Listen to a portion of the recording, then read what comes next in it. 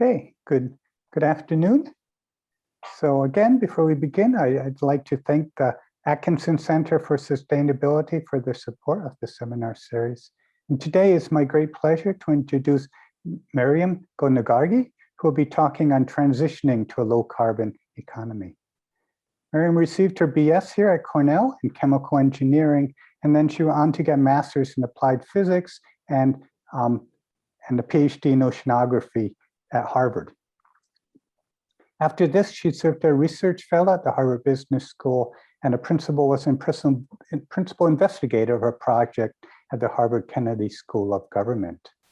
Since then, her career has spanned working in the industry, government, and the United Nations to scale up transitioning to a low carbon economy. Maryam was the founder and CEO of Climate Risk Solutions, where she delivered innovative climate risk assessment and risk management solutions to companies in the energy, agriculture, and financial sectors. She served as the chief of the Disaster Risk Reduction Program at the UN's World Meteorological Organization. And currently, she is director of the Climate Change and Emerging Environmental Risks at the Geneva Association, which is a leading international think tank whose members include over 80 groups CEOs of the largest global insurance companies. In 2020, Maryam was included in a list of the most influential in climate change produced by Insurance ERM, and was chosen among the top 100 influencers in the world on the topic of resilience by the Leaders magazine. So welcome, Maryam, and thank you for talking to us today. Thank you very much. Absolutely a pleasure to be here. I never lose the opportunity to speaking to students. I think it's definitely a great pleasure to share some sort of insights from the history of evolution of how we've come about to think about transitioning to a low carbon economy, but also foresights as to what future entails and opportunities that there may be for young professionals as they leave university and embark on careers in this field. So really a pleasure to be here with you. I'm going to share my slides first, if hopefully I can, hopefully everybody sees that, and put it on the slideshow. As Peter said, my career has spanned over 25 years of working at a very complex puzzle, starting with science of climate change, and then ultimately having the first company in the world in late 1990s that focused on assessing risk of climate with focus on private sector decisions. Bear in mind that at that time, and even as far as only 5 years ago, there was quite a lot of questions, particularly in the private sector, around science of climate change, whether the science was true, a lot of skepticism about that. So, when I started to work on this area, there was a very huge, hurdle, both in public and private sector, as to whether this was true and whether the climate was changing, linked to anthropogenic and human-related factors. After several years of running a company in the United States, I was nominated by US government to join World Meteorological Organization, essentially the grandfather of field of climate change, and the organization that is coordinating the whole science of climate through several programs, as well as the joint parent with UNEP of IPCC, to really think about how we can help governments with development of their public policy and institutional capacities in the field of climate and disasters. Part of my joining the UN was to work on what at that time was called a demand-driven approach to provision of climate science and climate data and information for decision-making. At that time, all this work was being conducted by researchers in universities and through the meteorological services of the countries. So how could we bring all that intelligence out for the private sector to use? After 10 years at the UN, I came back to home to North America for personal reasons as a senior advisor to government of US and Canada and the World Bank Group. And in the last 5 years, I've been working with 80 CEOs of the insurance industry who manage over 18 trillion of assets and underwrite over half of the global insurance premiums, as to how we can mobilize the force of these, what we call a catalyst industry, to help with incentivizing the transition into a low carbon economy. So my career has spanned science, public policy, institutional capacity development for both private and public sector. And over the last 5 years, I've been focused on bringing the finance and insurance sector around to really enable transitioning to a low carbon economy. And I think that it's really in the last 5 years that I'm starting to see some meaningful action that makes me hopeful, despite so many years of science and negotiations and innovation. Really what has happened in the last 5 years provides a little bit of hope that we actually will and are on our way to making that transitioning. So what I'm going to cover for you today, it's probably things that you haven't heard up to now. It's a completely different perspective on the concept of climate change. First of all, what I'm going to talk to you about is decades of international framework negotiations.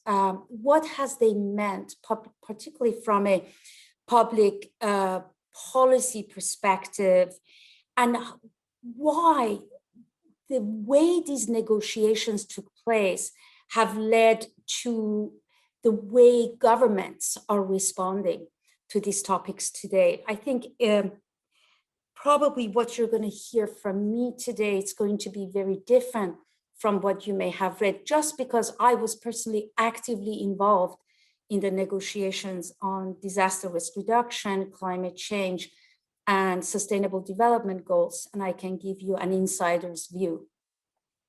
Then I will share with you what I believe is one of the major movements that has really transformed the way we think about climate adaptation. And that is really around bringing the concept of risk to the level of households. You know, traditionally, we never think about pricing our risks and managing our risk, but that is now a notion that is becoming part of how we think about and respond to, for example, extreme events. And I wanted to share a bit of that with you.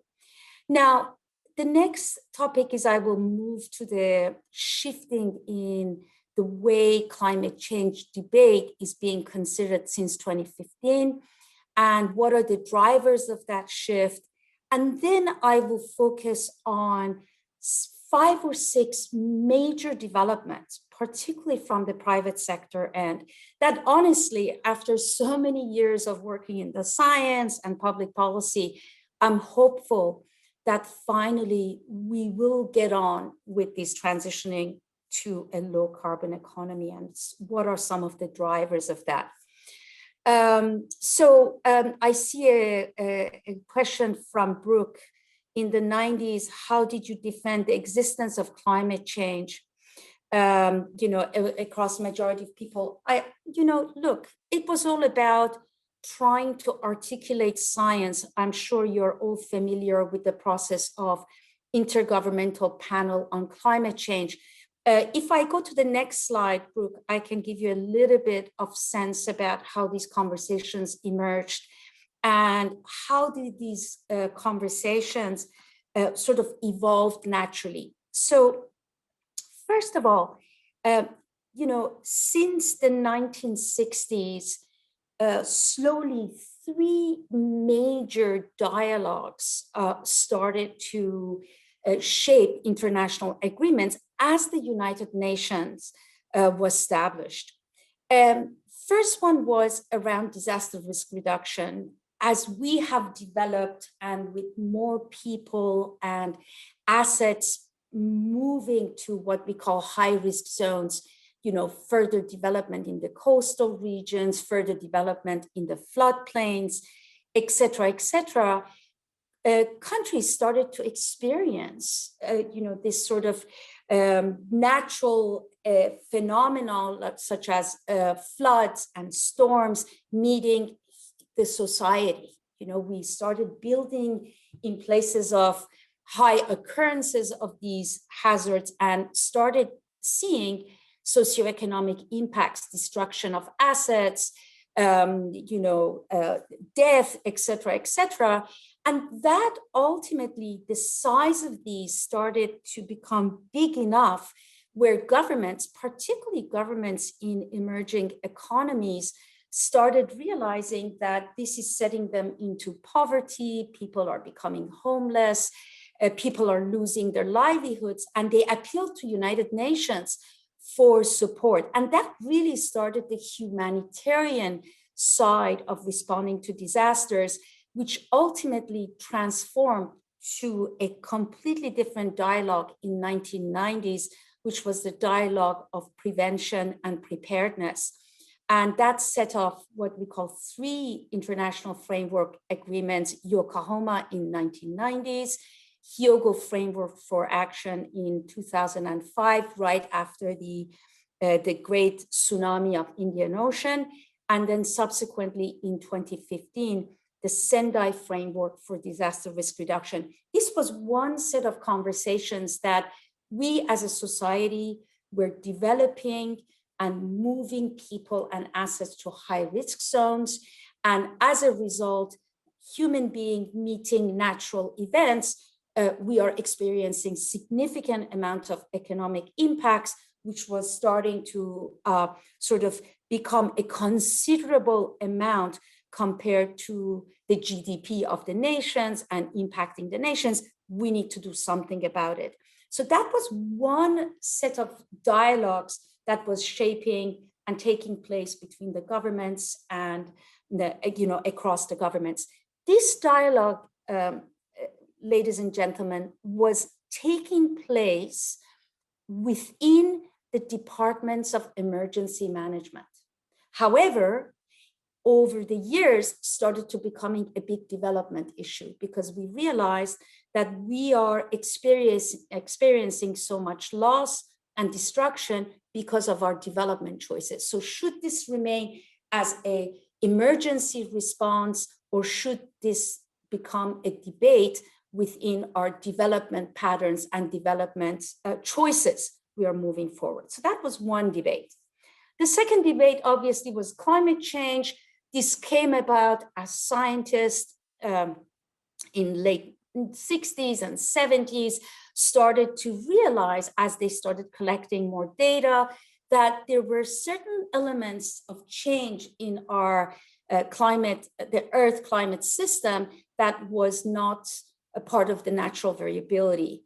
Obviously, there were 2 major conferences, first and second World Climate Conferences, that ultimately set up what's called the World Climate Research Program to bring together the scientific community to start collecting, analyzing, and assessing this information and sharing the data to see whether these changes were more of a systemic changes in our Earth climate system or not. Subsequently, that led to establishment of the UN Framework for Climate Change and UN conventions on climate change. And that is where governments started to come together through ministers of environment to really discuss this as a scientific and environmental issue. Yet again, we know that these impacts are highly a development challenge, and yet they were being discussed within a scientific and environmental lens and not from a development lens. However, by 2015, there was a global sort of agreement that we really need to discuss this issue as part of our future economic development and not just as a scientific, environmental, or a social do-gooding issue. Obviously, the third arm was around sustainable development goals, which also started through the United Nations with engagements of different sort of sectors within the government. And that conversation also evolved independently until 2015, where we brought these three framework negotiations together to say that all of these are part of our future economic development agenda, and they need to be thought together in a much more harmonized and aligned way. What does that mean when you think about that in terms of how a government addresses that? Is how the issues of disaster risk management, which deals with managing extreme events, climate change, and sustainable development goals ultimately converge for governments to start thinking about this in a much more integrated way, as opposed to silos that we're shaping within the emergency preparedness, within the Ministry of Environment, and then with sustainable development goals, frankly, all over the map, depending on where the government wanted to position it. What it means for our discussion today is one thing, that governments started to see that these issues are interconnected, and as they do their planning, budgeting, and so on, they need to bring this into a much more harmonized, integrated, cross-sectoral discussions within the government, as opposed to the silo discussions that were taking place. Now, despite these silos in planning, budgeting, and across the layers of the government and between the government, there was one major development as a result of these negotiations, and that was related with management of extreme events. This movement started with the Hyogo framework for action. And by the way, my slides have a lot of references. So as you want to dig into this, you will get the slides and you can go to the resources that you can dig a lot deeper into this. But what you need to remember here is that the whole concept of climate adaptation, managing extreme events, started to change in terms of its focus from post-disaster response to an ex-ante investment in risk reduction and risk prevention. Just to give you an idea of what we're talking about. So let's say, you have it, local governments have to issue permits to building homes in the lands, in the government lands. And it's the choice that you make as to where you allow these homes to be built.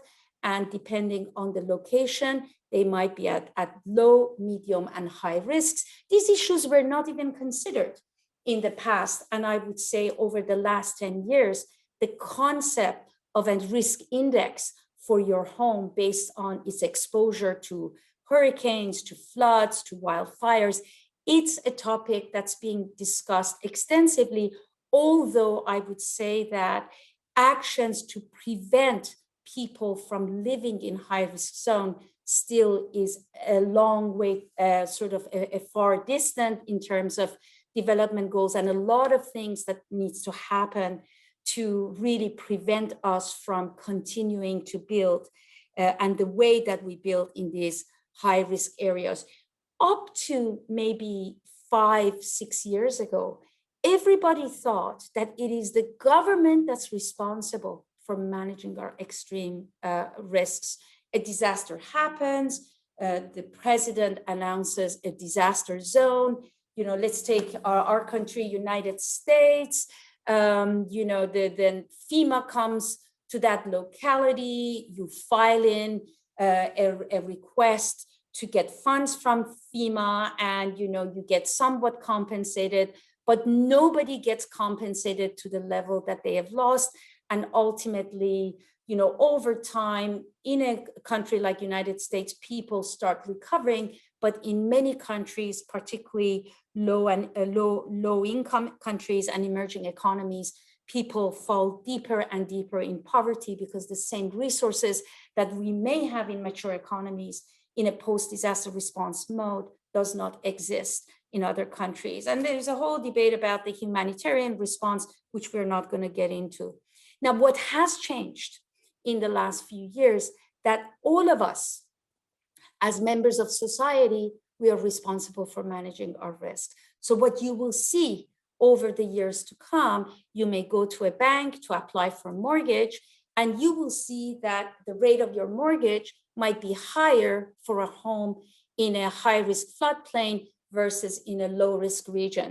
I mean, those are the kind of transformations that are starting to happen in terms of reform of our post-disaster aid programs, in terms of incentives to not live in high-risk zones or pay for the risk if you decide to live in those high-risk zones. And this is will be eventually distributed among people, businesses, and governments, as opposed to thinking that government is going to save us and get us out of trouble. And these are some of the pictures of some of the most devastating floods and wildfires and hurricanes in the last few years.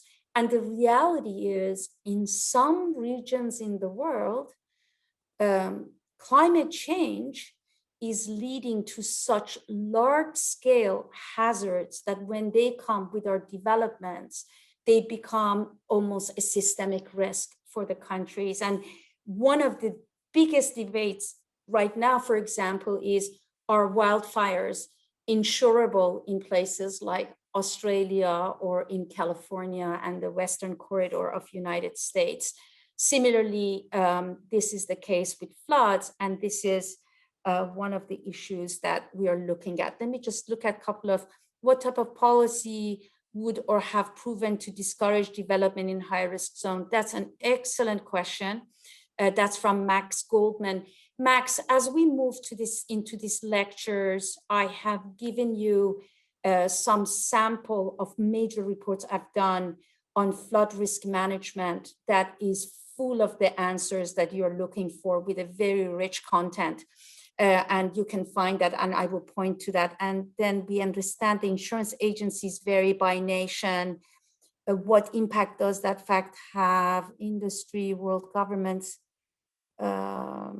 Okay, the question is not very clear, Julie, but to your point is that indeed insurance is a very big, plays a very big role in terms of protection of the public. And I'll get into that in this slide. Maybe I can answer some of those questions that you have. So in today's world, and to the two answers by Max and Julie, the way we're starting to think, and we being governments, the private sector, is thinking about management of extreme events, it's around, number one, availability and accessibility of risk information to all members of society. So in the past, risk information has not been available publicly, and even governments made a lot of choices without having information about the risk. To know about risk, you need to have information about the hazard. You need to have information about your exposure and your vulnerability. You remember the story of the wolf that comes and blows, over 3 homes, the one made of straw, the one made of, sand, and then the one made of, some bricks. And obviously the straw one fell apart, and the one with the sand, lost its roof. It's all about where you are building and how you're building that asset. And collecting and conducting risk analysis is an extremely time-consuming and resource-intensive process. One thing that we have achieved over the last 10 years, we have made through those international negotiations and the movement that I mentioned to you, we've made the need for access to extreme event risk information a critical drivers of decision making. So if you look today, you will see that there are new developments, for example, related to risk rating of homes for floods in the United States. New databases are becoming available, new sources of risk information is becoming available.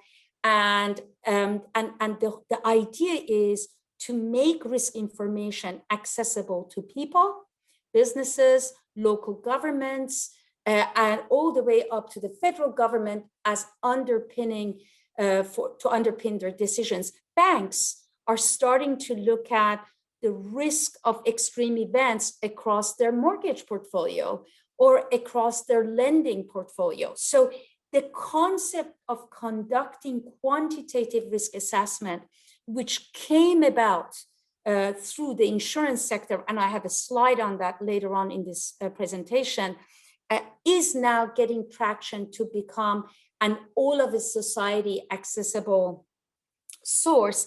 And as a result, there is a major development in the world of commercial data provision, and many companies and startups are starting to bring together various sources of data from hazards, hurricanes and floods and others, as well as information about homes and assets, infrastructure and other, to bring this information together to make that kind of a data accessible. The second element around a good risk management is efforts to reduce risks and prevent risk. And that goes to the question that I have: what policies have proven to be effective? Examples of these policies are, for example, building codes, building codes and requirements that allow you to build, the structures to be resilient to the powers of nature. And these building codes need to be constantly updated as we get more and more information, and they need to be enforced. Land zoning, how do you think about use of land and where you can build or where you should not be building, all the way to incentives to homeowners to retrofit their homes against floods and other things. These are all policies that have proven to be very helpful, but they cost money. And the question is, who is going to pay for that? And who is going to, who's going to provide incentives to people to pay this out of pockets? What kind of incentives? And one example of that is what is happening around, if you, for example, retrofit your home against floods, you may get a much lower premium for your insurance than if you don't. These are the kind of incentives that's starting to surface. Early warnings in the last 15 years have significantly improved, offering us a much better lead time in terms of preparing and evacuating our homes. Early warnings have been very effective in savings of lives, but they are rather limited in terms of protection, because the lead time is up to 24 to 72 hours, and there is almost so much of your valuables that you can protect.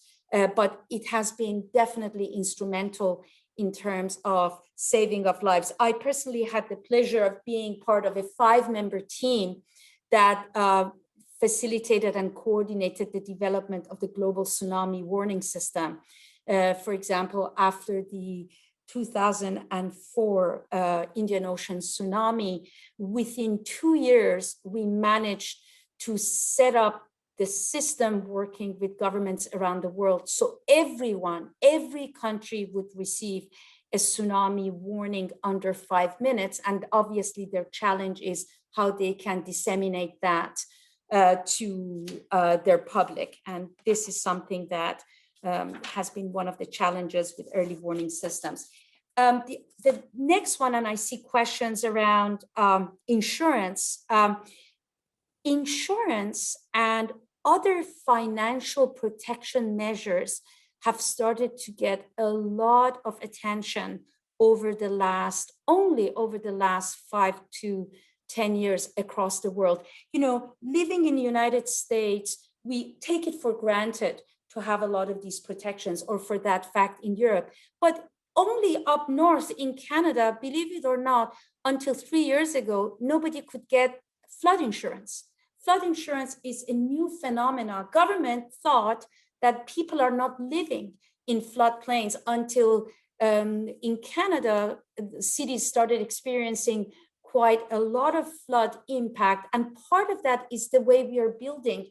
We are destroying nature-based system. We are, replacing that with hard surfaces. As we are urbanizing, the whole absorbability is going down. And all of a sudden we are hit with, in the last few years, with massive floods that are essentially linked to the way that we are urbanizing. These are far beyond the riverine floods that, or the coastal floods that we have experienced in the past. So again, our development is rising risk of these floods. And in the last several years, governments are realizing that they are not able to pay for the losses that the society is occurring. And as a result, development of stronger protection through insurance is becoming fundamental. Now, the last element of this cohesive way of thinking about risk management is, are we building back better? So when New Orleans was hit by Katrina, did we go and build it exactly the same? Or did we step back and thought about, not to build in the high risk area? I think all of you know the answer. We built back exactly the same way, because it's almost a pride for the politicians to say, we're going to bring you back and, try to make sure that you go back to the lifestyle that you've had. Well, some of those choices are not going to be feasible anymore, as you may have seen in cases with major floods in Canada last year, where the government took some very, very tough political decisions to offer the residents to buy back their properties and enable them to move out of very high risk zones, or the government would just not pay them. And if they decide to live in high risk zone, it's really the choices that they are making. So you can see that all of a sudden the discussion around disaster risk management has become a lot more complex than just post-disaster response. And this is really part of thinking about managing risk of extreme events, not just as a government phenomena, but as an all of a society approach, where we as homeowners need to think about where we are living, try to get information about the risk, and decide whether we want to live there or not. And also the various stakeholders within the society are starting to think about these risks, pricing those risks, and incorporating those risks in the solutions that they offer us. And I would say in the years to come, we're going to start seeing reflection of these risks in our mortgage rates, in our valuation of our homes, as this risk information becomes more and more accessible and available. So there is definitely movement around these issues. Now, I mentioned to some of the questions that you've asked about policies. I have, in these two slides, I have shared with you quite substantial amount of references around examples of flood risk management in 5 mature economies. If you're interested in policies and approaches to extreme events, I would urge that this would be an amazing series for you to review. By developing this series, what I have achieved is I have engaged the government, insurance industry, the banking sector, and various other bodies into developing these reports, which are now foundation of highly strategic discussions for reform of flood risk management in these 5 economies. Already Canada, through engagement of the banking, insurance, and the government, is reforming its post-disaster aid and is thinking about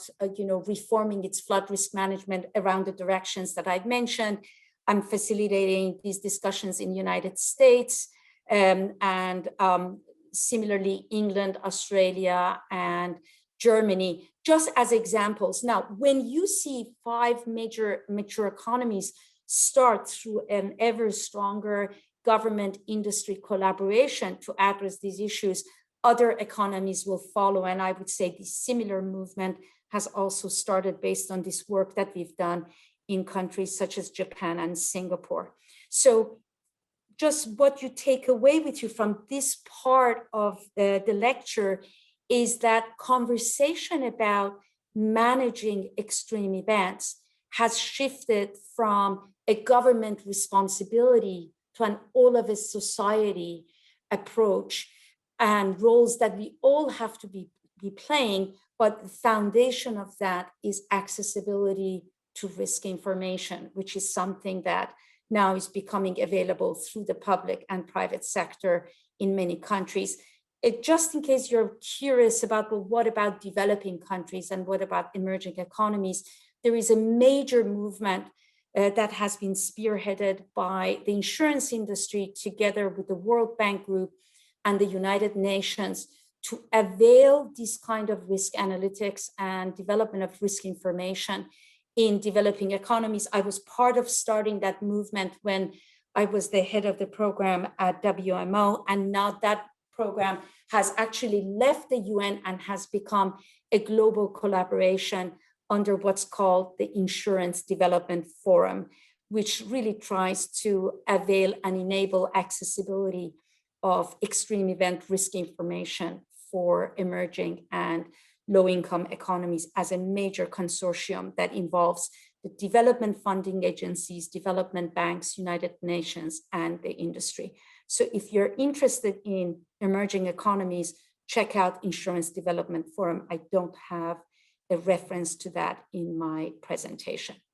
I'm not going to go through these, but I wanted to show you that the issue of resilience and, building capacities to manage extreme event risk is now a big discussion for infrastructure. As you recall, only a few weeks ago, we had quite a major destruction in terms of infrastructure with the winter storms in the United States, and the whole issue of needing for building climate resilient in our infrastructure system is something that was a big topic only a few weeks ago in the United States. But this is a topic that has been a huge topic for the last 5-6 years, that as we move towards a low carbon economy, we need to make sure that any dollar invested in infrastructure also considers that that infrastructure is built resiliently to the forces of nature and to factors related to climate change. And then the third topic, again, I won't get into this, it's the new wave of collaborations and public-private partnerships that has started between the insurance industry and the governments in different countries for provision of national insurance programs. And you will see some samples of that in the reports on flood risk management that I have shared with you. So these are some of the movements. Now, I will now move to the mitigation side of climate change. And, it's amazing that it's already 26 years that we are negotiating climate change agreements, and even more years since the science has started to become available in, through the IPCC. And I would tell you that it's only the last 5 years, that the debate about climate change has shifted from skepticism in the science, has shifted from climate change being a polar bear issue, has shifted from climate change being a social corporate responsibility that you just put in headlines as, I have a good recycling program kind of a thing, to a real foundation for socioeconomic development in the years to come, to a real topic around financial stability, around innovation, around labor and trade. This is sort of the conversation is now a different conversation. And you wonder, well, why all of a sudden now? Why 5 years ago? So first of all, the World Economic Forum, which I'm sure you've all heard about, is a platform that brings the business and government leaders around, global issues of relevance to all, started to issue its global risk reports. And in the last 5 years, topic of climate change, extreme events, and even last year, biodiversity loss are among the top 5 most prominent risks facing humanity. I mean, this is quite something that a platform of CEOs of private sector and heads of governments agree that these topics are the largest socioeconomic risks to the society. So that was the very first sort of signs of these kind of conversations. Then you ask yourself, so what? Has that reflected in actions by governments or by the industry? And it's very interesting. Last week, I was talking to the managing director of UNFCCC, Patricia Spinoza, around COP26, which we all have quite a lot of hope for in terms of a conference of parties discussion this coming November that hopefully will demonstrate, that governments have stepped up on their actions around public policy. Well, the news is, it doesn't seem to be the case. Nationally determined contributions of the governments, their intended reduction in carbon, what they have submitted to UNFCCC, actually seem to have fallen. In other words, governments' ambitions for addressing climate change does not seem to be even where it was in 2015. So then we ask ourselves, well, everybody's admitting that this is the biggest challenge facing our society, then why aren't they doing anything about it? Because the topic is so politicized. But even though the governments may not have stepped up their commitments and their actions, there is a whole new movement in the private sector, particularly through investors and financial markets, through financial and insurance regulators, and I will explain to you why this is so significant, and through the courts. In other words, in the absence of large-scale and aligned public policy action from governments around the world, the private sector is acting. The private sector is saying, we need to enable that transitioning, and that transitioning is going to cost money. We're going to mobilize the financial sector to be able to bring the capital that's needed from private sector to enable that transitioning. And I want to tell you a little bit about that. Now, and this is the point, the large investment gap to finance the transitioning, who is going to pay for that? And this is where we need to bring capital from the public sector and the private sector and attract these investments on a long-term basis.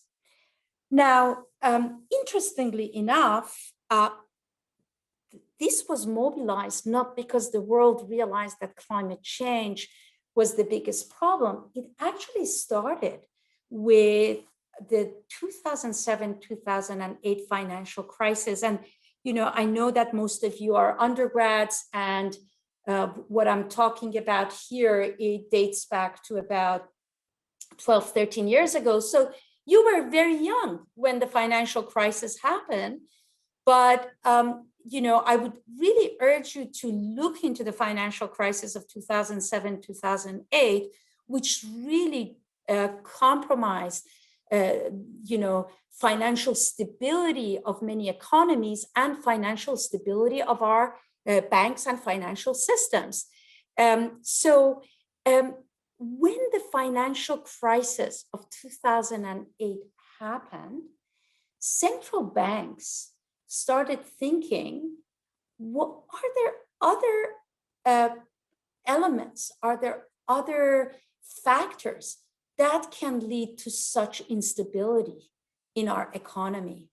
And in 2008, the G20 countries decided to set up a regulatory bodies to investigate, and this regulatory body would be a body comprised of governors of all the central banks of the G20 nations, to look at what other factors could lead to destabilization of economies globally.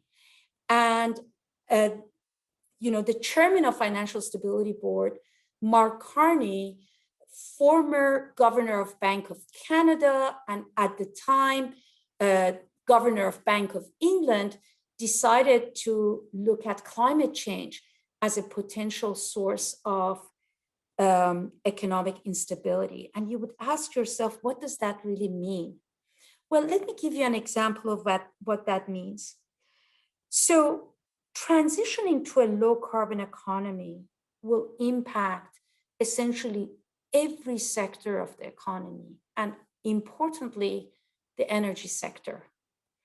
Now, let's say we don't do anything about climate change and time goes by, we continue with our patterns of relying on carbon intensive energy, agriculture and food production, chemical production, et cetera, and ultimately we bring our Earth climate system to a place where the risk, particularly from increasing severity and frequency of extreme events, becomes so high that it becomes an existential risk to the society. In other words, like forest fires in California. You ask yourself, can insurance cover that anymore or not? Imagine if we have convergence to a situation where this becomes the norm, that, along different parts of the world, we are experiencing severe extreme events or major water scarcity. Now, at that point, for the society to respond to climate change, well, it's a little bit too late, and we need to respond almost with no planning. So what are we going to do?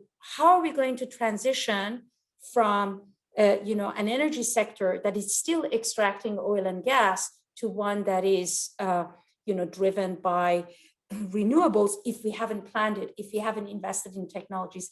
That's destruction and failure of sectors and failure of those that invest in those sectors, because essentially you get stranded assets and these sectors essentially will not be worth anything. So we can't let that happen.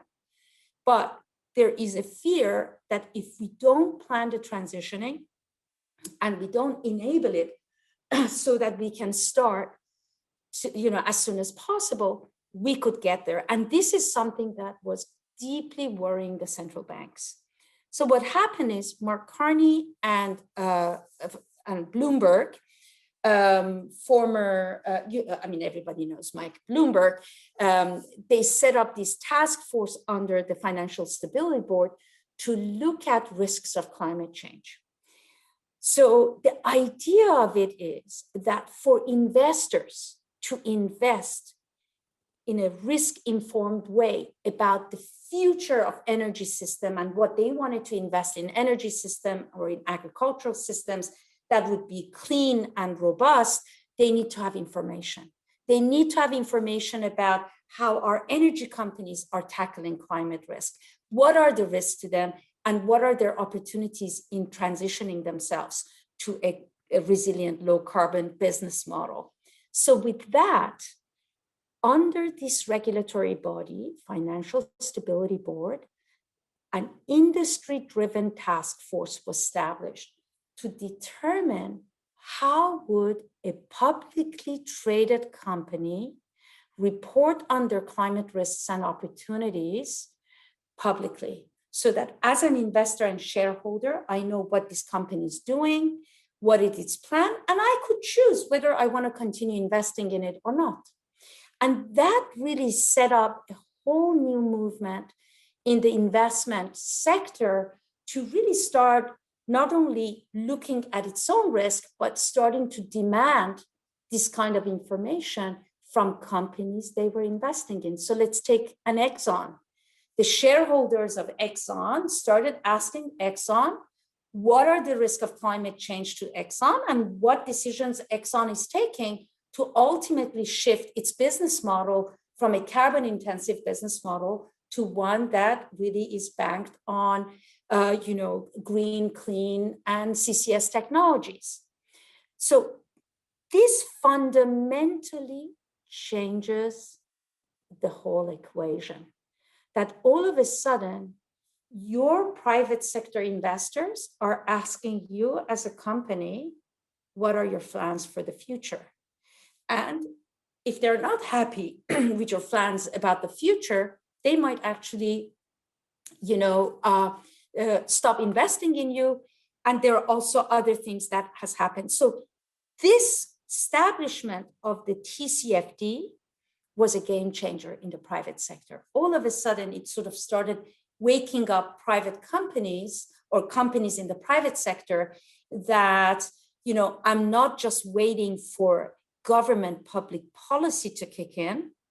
I could be at risk if my investors decide to pull out of investing in me because I am not green enough or because I don't have a strategy or a clear governance as to how I'm going to transition myself from a carbon intensive into a more green business model. What was transformative about this discussion is that TCFD clearly defined climate risk. So before we were talking about climate in scientific terms, and I think as students in the areas that you're studying, it's fundamental to understand that what you are learning in school or you're doing as part of your research, looking at science of climate change, needs to be able to be translated into dollars and cents for decision making. And the way TCFD defined climate risk has enabled us in the private sector to start bringing data from various different directions to start looking at materiality of risk and how much it would cost if it's not mitigated. So the way we define the risk, one is physical risk, so divided into acute and chronic, rising economic costs associated with increasing severity and frequency of extreme events. Secondly is rising economic costs associated with long-term climatic patterns, sea level rise, desertification, water scarcity. Now we are looking into how to bring economic and social information together with information about these hazards and put a dollar sign to it. But that's not it. That doesn't capture all the risk of climate change. This is typically what we think about climate change, impact of extreme events or sea level rise. But the main part, this is what is probably new to all of you, is that that the private sector is looking at materiality of different types of risks that come with climate change. Number one, risks of lack of clear policy and legislative action. In other words, I'm a company, I live in I'm based in United States, but US still does not have a clear policy around a carbon tax or doesn't have a clear policy around transitioning of the energy sector. I'm an energy company, I'm thinking long-term, what are my risks in investing in my own transitioning in the absence of a level playing field against my own other competitors? These are the choices that a company needs to make. And this is the public policy risk that it needs to deal with in terms of how much it decides to invest in its own transitioning in the absence of a clear government plan. Technology. technology and commercialization and scaling technology has been a challenge in terms of it being economically competitive with its counterparts currently running the economy or being used in the economy. But how much as a company do I need to invest or make sense that I invest in innovation and development of technologies for transitioning of my value chain? These are tough decisions that boards need to make in the absence of a clear plan in the country. Market risk. Market risk is around, is there going to be, if as a GM, I decide to shift my entire fleet into electric fleet over the next 10 years, is there going to be appropriate level of market demand for electric vehicles for me to be able to produce for? And then reputation risk is around, as a company, I am constantly under the lens with respect to my performance, with respect to my carbon footprint, and so on. So how do I want to manage that compared to some of the tough financial and economic choices I have to make as a private sector company? And finally, litigation risk, which is something that I will explain a little bit more in my lecture. It's around how courts, and particularly in the United States, I will show you some stats, are being used to push governments and corporations towards climate action. And going to court for climate litigation costs a lot of money. So there is risk associated with litigation itself, and there is risk associated with taking the litigation path by way of financial. So you see that all of a sudden, if you are sitting on the private sector side, you're thinking about climate change in a very different way that you may have thought about it scientifically.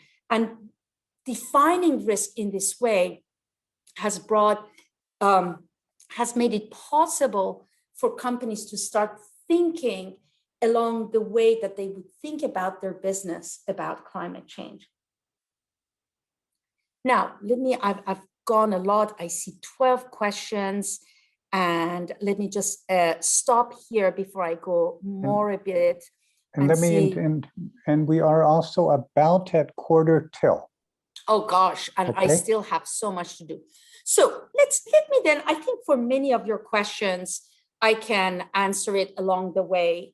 So at least I will cover the big parts. So number one is, before you can do it all, any of this, you need to be able to quantify the risk. Okay, how do you quantify the risk? I mentioned to you that quantification of risk actually started in late 1980s and 1990s by the insurance industry.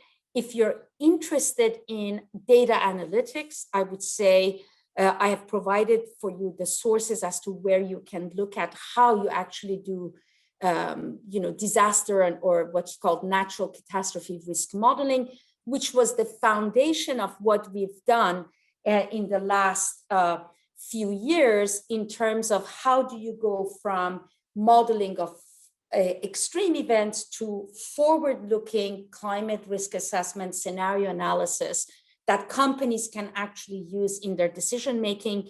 In this slide, I have given you a history of what that is, and you can actually dig in and look at where the market stands today. But in a nutshell, today, I started the first climate risk analytics firm in the world in 1997. Today, I'm mentoring about 40 of them with the hope that they become, we will develop into a vibrant commercial market of data providers. If you guys are into AI, climate science, and analytics, a very dynamic area to get into, because every company needs to run their climate risk analytics. This is going to become part of core business, and collecting the data and analyzing that is challenging, and definitely companies and private sector is going to need help with that, and that movement has already gotten underway. Now, from a financial sector perspective, just a couple of points, things to take away from this presentation. Number one, if you are an investor and you want to invest in large-scale projects for transitioning the economy into low carbon, you're going to have certain requirements. And these are certain regulatory requirements. There are going to be certain requirements around defining what you're investing in, whether it's green or not, standardization tools. None of those existed. And now there is a movement under what's called the Sustainable Finance Framework to reform the financial sector. This is very important. There is a movement to reform the financial sector so investors can be incentivized, instead of investing for quarterly rewards, can be incentivized to invest long-term into these long-term projects that we need to support for our transitioning. So that's the first movement. The second movement, and I would urge you guys to look at the latest news from Securities Exchange Commission in the United States, the regulatory body that supervises banks. SEC is requiring all the large oil and gas companies to allow for a shareholder vote around their climate change policies. This is huge, that the main body that's regulating our banks is asking energy companies to ask their shareholders, who are banks, asset managers, around their opinion about their approach to climate change. So the movement to engage shareholders in demanding companies to transform their strategies into more green strategy has started. Lastly, very importantly, is there are new tools that are being developed in the financial sector that allows for financing of large-scale projects, and consortium of large investors are coming together with targets to actually press the carbon-intensive sectors towards their transitioning through their investments and through their engagement and conditions that they're putting on the companies. Very importantly, this is also being mirrored by the regulators. Regulators are making these things a requirement, but very importantly, the rating agencies that are rating the credit of companies, municipal governments, and sovereign bonds are now incorporating the factors related for how these companies or municipal governments or governments are dealing with climate change in their credit ratings. In other words, as a company, if you don't have a clear strategy about climate change, or if you're not mitigating your risk, your credit ratings could go down. So these are material ways by which the market is starting to impact the private sector into action.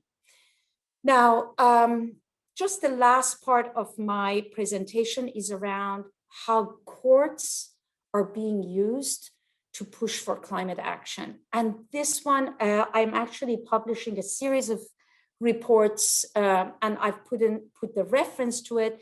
But in a nutshell, I think since the last 5 years, use of courts against corporates and governments to push for climate action has significantly increased by volume, by speed, and globally. In other words, if 15 years ago, this was a US and Australian phenomena, this is now a global phenomenon. However, because of the legal system in the United States, it's more of a US phenomena than anything else. Here I have shown you essentially some statistics around how use of courts are pushing governments and what's called carbon majors into climate action.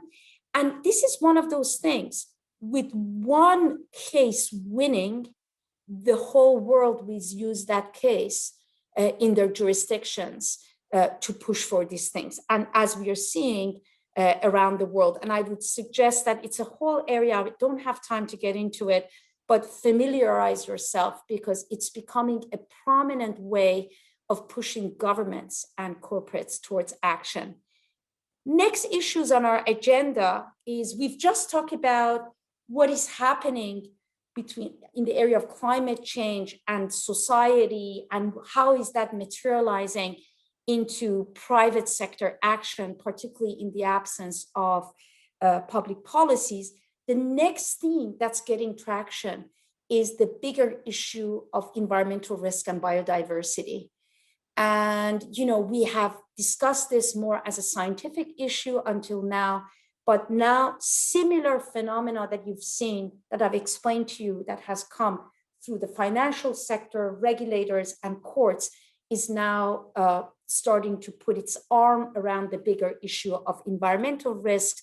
And I think our future conversation, it's going to be the need to transition to a resilient, net zero, and environmentally sustainable business models, not just net zero business models.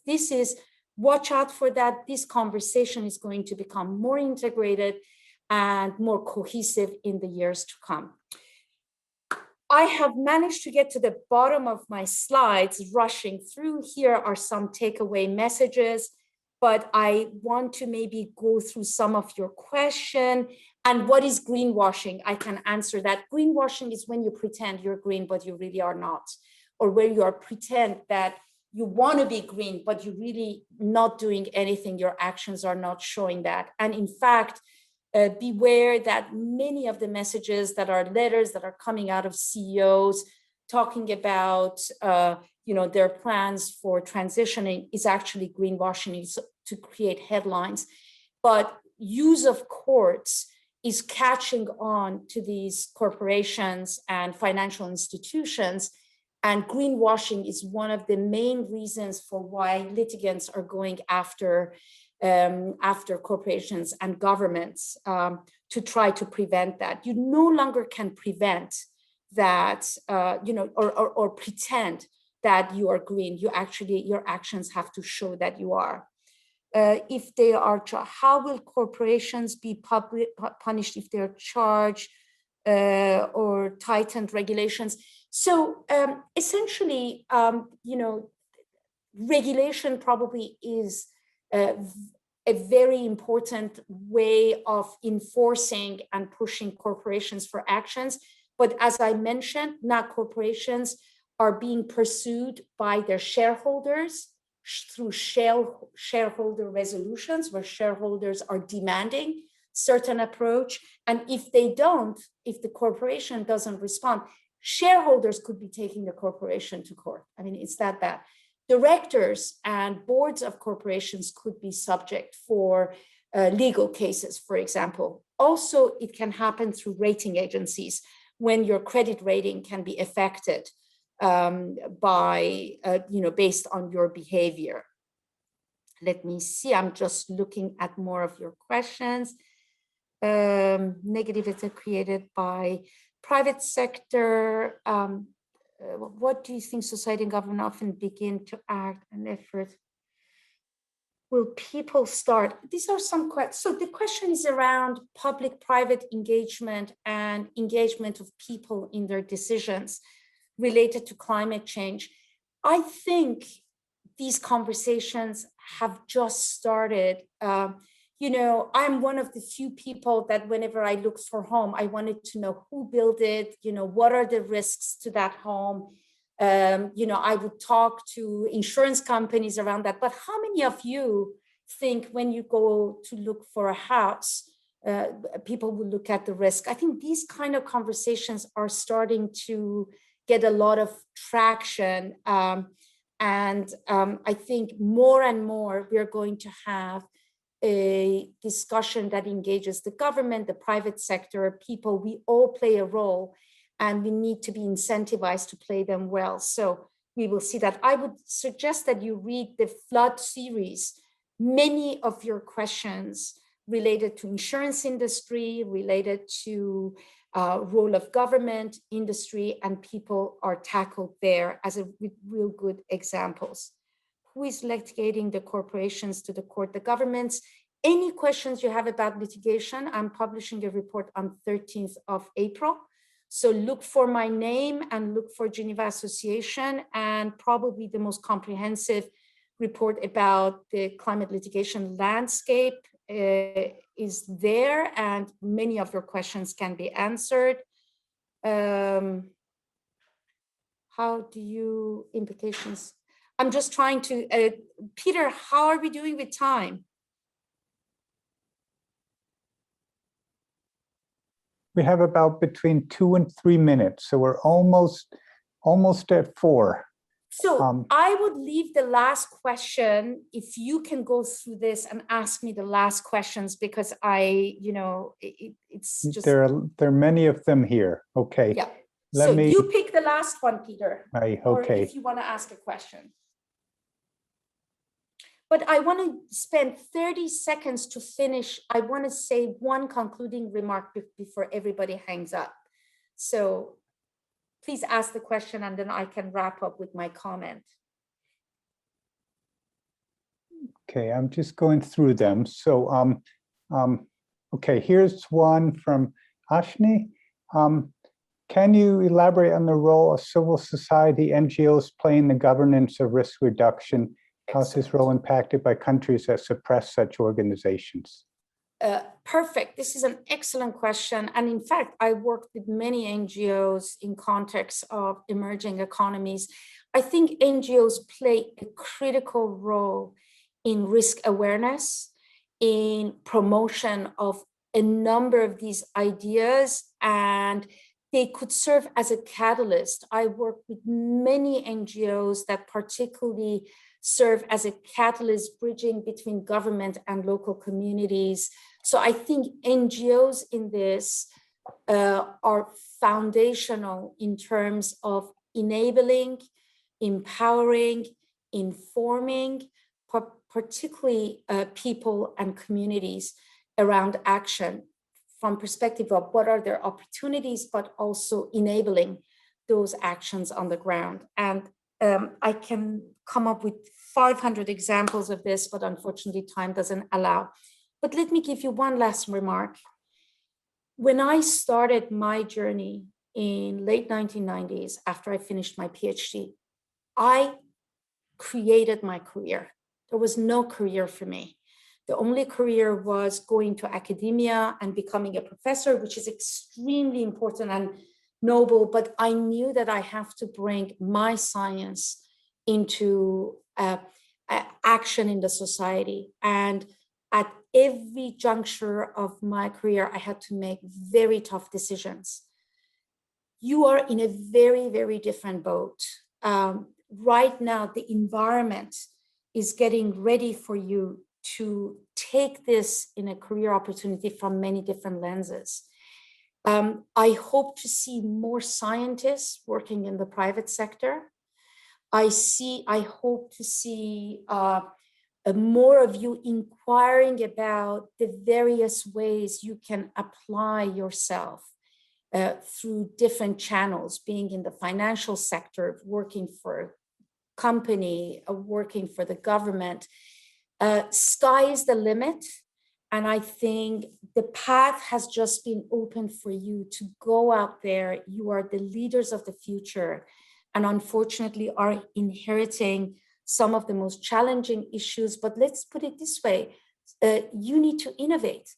The next 20, 30 years, it's all about innovation.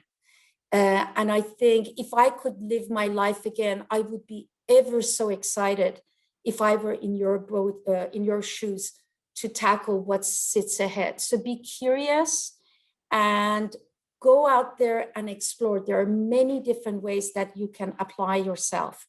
And I wish you all the best. And hopefully some of the references I've provided to you would allow you to dig more deeper and answer some of the very profound questions that you've asked. And hopefully you will find your path into really solving some of these issues as we look ahead. And thank you very much for the opportunity to be able to share some of my experiences with you.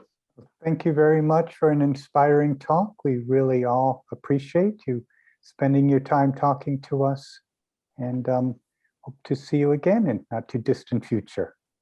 Excellent. Okay. Thank you. Have a wonderful afternoon, everybody. Okay, And thank thanks you. again. Take care. Bye-bye. Bye.